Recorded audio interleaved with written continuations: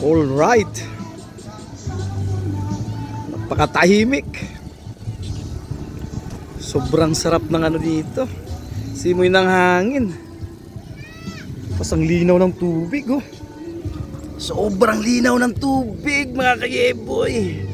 Sarap dito maligo. Kaso distansya konti galing ng ano,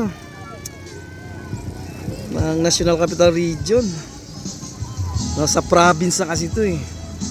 Oh, ang ganda. Papalibutan ka ng kabundukan, no? Nasa gitna ka. Gandang lugar nito. Biyaya. Dapat talagaan talaga natin yung kalikasan natin. Biyaya to, bigay ng Diyos, napakaganda. Yung mga taga Maynila, dito yung ano nila eh, puntahan pag walang trabaho, pag Sabado at Linggo.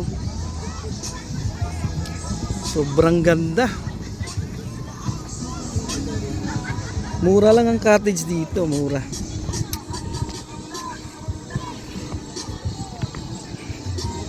Ano nila dito? Nag-start yung overnight 4 to 7 AM.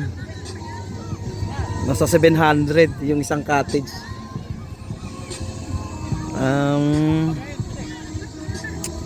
Itong floating cottage hindi ko alam kung magkano. Oh, may mga pang sliding pa sila. Yan. Sarap dito. Lalo na ngayon kung summer. Oh, summer na eh.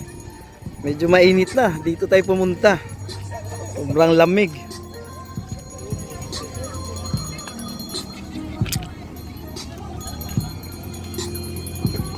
Pwede ka dito mag-ihaw. Libre na. Wala nang entrance.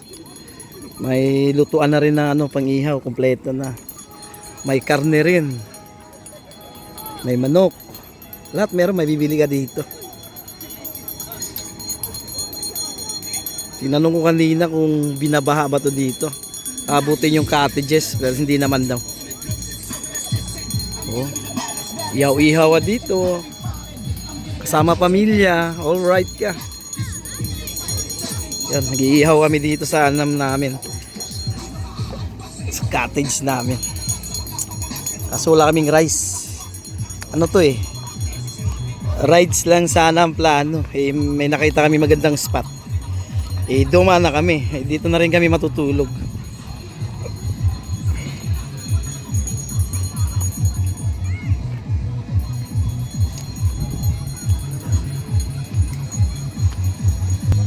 Alright, dito oh. Soldier. Oh, magdidingas na. Ready na pang ano to, ihaw. Bumili kami ng karne. Nasa 400 ang 1 kilo.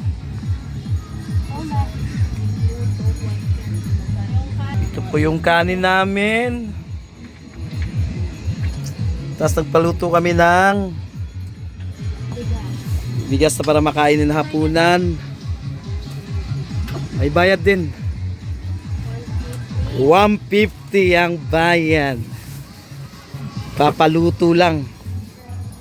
Yan. Ang rides naging overnight. Yan, maganda dito. Papalibutan ka talaga ng ano, kabundukan. Ito ay nasa gitna. Alay kaibigan ay napakaganda din ay. Ay kay lumapit na ay. Kay maligo. At kay mamasyal din eh. Yan.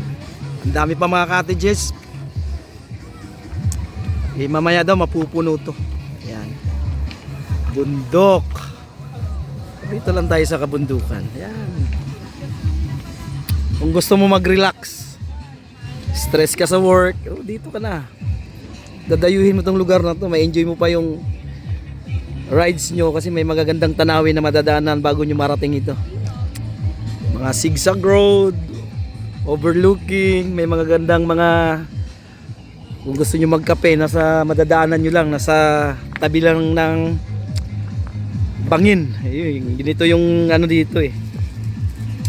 Yung mga store nila nasa tabi ng bangin. Alright.